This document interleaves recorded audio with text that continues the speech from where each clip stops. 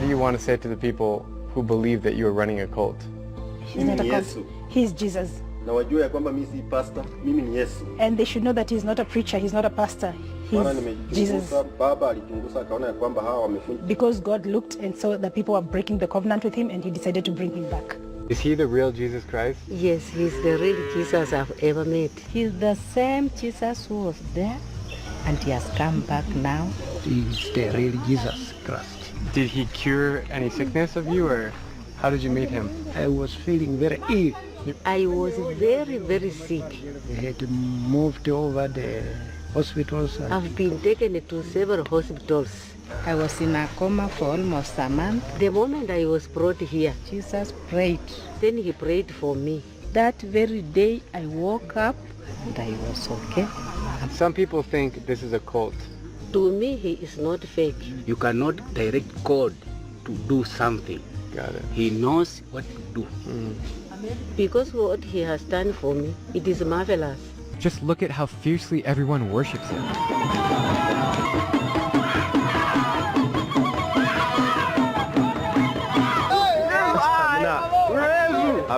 Hey, look at all these people looking at you, man.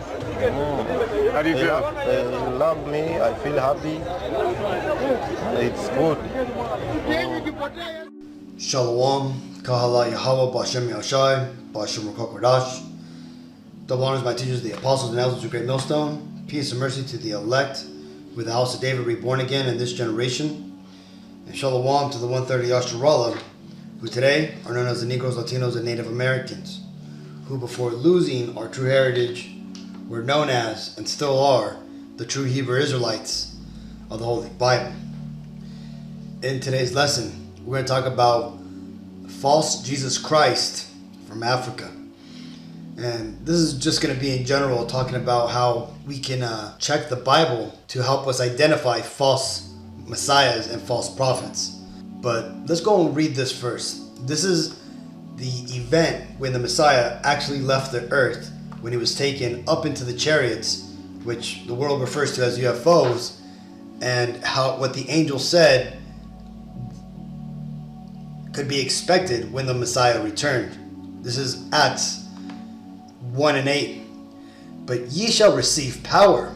After that the Holy Ghost is come upon you, and ye shall be witnesses unto me, both in Jerusalem and in all Judea and in Samaria and unto the uttermost part of the earth. Now this here is talking about the Messiah. This is actually his words. Okay, right here he was telling the apostles what they were going to do. Verse 9. And when he had spoken these things, while they beheld, he was taken up, and a cloud received him out of their sight.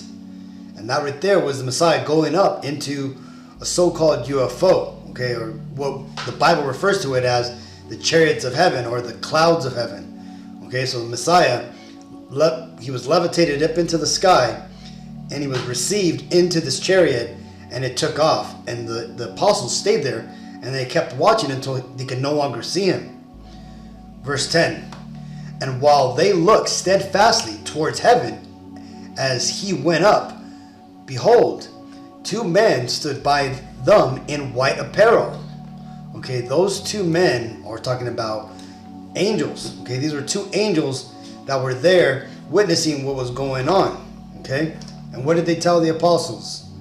Verse 11, which also said, ye men of Galilee, why stand ye gazing up into heaven? This same Yahawashi, which is taken up from you into heaven, shall so come in like manner as ye have seen him go into heaven. So you see, that right there tells you how the Messiah is going to come back. Okay, those angels revealed how the Messiah was going to revisit the earth. They didn't say that he was going to come back in some foreign country and almost be beat up by citizens. No, like this guy here, right? This man, and I bet you he's a Jake, right? He's a Israelite, because the big differences between Ham and Israel, right, is that the Israelites, they can grow beards. Hamites, true Africans, cannot grow beards. Okay, that's just one of the main differences between the so-called American Negro, right, or the so-called Negro race, which really they're the Judeans, right, Israelites of the Southern Kingdom, versus the true Hamite Africans. Okay, that's one of the differences that has been discovered. Well, this Israelite, this lost Israelite, who's pretending to be the Messiah, it says, self-proclaimed Jesus Christ of Kenya, claims his life is in danger after a section of residents said he must be crucified during Easter, the same way Jesus was crucified. The residents have said he will resurrect on the third day. He has reported the matter to the police. So there goes Jake, man. See, playing around, and the Lord had these other lost Israelites basically, talk about how they had to sacrifice and crucify this fool, right? See, and that's going off too, right? Because Easter is a pagan holiday, right? It goes back to the veneration of Tammuz and the false resurrection of Nimrod, right? But the point being is that, these people had a point, right? If this guy was Jesus, they wouldn't be able to kill him, right? But the point being is that, it is very obvious that this man is not so-called Jesus Christ, okay? Though he may have the same, skin tone as him, and he comes from the same tribe, this guy is as Jesus Christ as, Cesare Borgia, which, if you're not sure, Cesare Borgia is the so-called white Jesus Christ, which was painted to cover up the true image of the Messiah, right? Because that's because he was a so-called black man, right? He looked somewhat like this man here. But again, I just wanted to bring this out because though, the recent topics were, most brothers have been talking about the wars, talking about other camps going off and whatnot.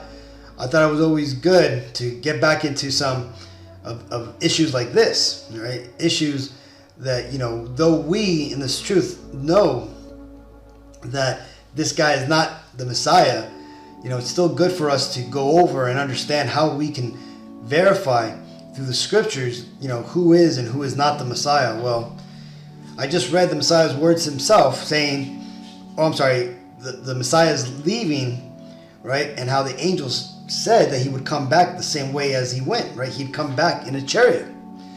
The Messiah's words himself, when you see here, whenever the Bible is depicted with red letters, that means that's Yahawashi speaking himself, right? He said this in Matthew 24:5. For many shall come in my name, saying, I am Christ, and shall deceive many. See, Yahawashi, the Messiah, was explaining what was to come and what could be expected in the end days. Well, this isn't the first man we've seen claiming to be the Messiah. There's been plenty of people, and sadly, many people within this truth, that have claimed that they are a so-called Jesus Christ, right? Not even getting the right names or doing the things that the Bible said. But again, for you to claim that, you got some heavy demons on you. Next, the Messiah went on to say this, Matthew 24:26.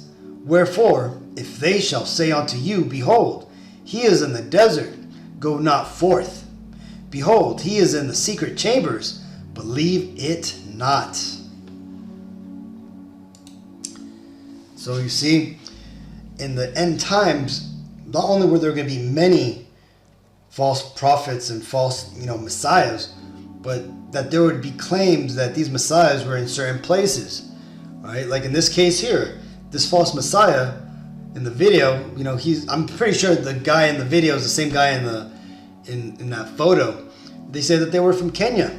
So the Messiah told us that if somebody in the end days was to say, hey, look, this is the Messiah here, this is the guy that claims is the Messiah, don't go to Kenya, right? There's another guy claiming to be Jesus. He lives over in Russia, right? Some blonde hair, blue-eyed Russian man, right? The Lord said, don't go to Russia, right? Don't go there. And why is that? Well, because the Messiah is not going to come back on earth as a man. Okay? This is Isaiah 47:3. Thy nakedness shall be uncovered, yea, thy shame shall be seen. I will take vengeance, and I will not meet thee as a man. So you see, when the Messiah comes back, he's not going to be some, Kenyan living in Africa, or some Russian living up there in suburbia, or some bugged out, Israelite from the tribe of Judah in Crenshaw. No, he's going to come as a God in his glorious state, okay? And that's going to be coming down from space. This is Matthew 25:3. When the Son of Man shall come in his glory, and all the holy angels with him, then shall he sit upon the throne of his glory. Right? That's talking about the UFO. The Messiah is going to come back on a UFO. Okay? And he's not coming solo. He's going to come with thousands of angels are going to be with him. And before him, verse 32, and before him shall be gathered all nations, and he shall separate them one from another, as a shepherd divideth his sheep from his goats. And he shall set the sheep on his right hand, but the goats on his left. Then shall the king say unto them on his right hand, Come ye, blessed of my Father, inherit the kingdom prepared from you from the foundations of the world. So this is talking about how the Messiah, when he comes back, not only is he going to come back in an armada of chariots, so-called UFOs, but when he does so, he's going to separate the 1/3 from the 2/3, plus the other heathens that are mixed in, the tares. Okay? And he's going to ultimately give the kingdom, the promise, to the Israelites of the 1/3 and also the elect. Okay? Because why? Because, Lord willing, that's us. We've been blessed by the Most High from the foundations of the world. Right? The whole world and everything in it was made for us, to cultivate us, so that way we can be ready for what is going to be given onto us. That is immortality, and to understand all things. Okay, so hopefully this video was edifying, Akim. I wanted to make it, concise and, not too long. I'm going to try to do this more often, right? Just try to stick to specific topics and not go too long. Because I know there's so many videos out there that, I can't barely go through all of them. And I know a lot of you, Akim, it gets pretty hard trying to go through these 1, 2, 3 hour videos that constantly get put out here. So hopefully this video was edifying, Akim. Until next time, I want to give all honor, glory, and praises to Yahawah, B'Shem Yahshai, B'Shem Qadash. Shalom.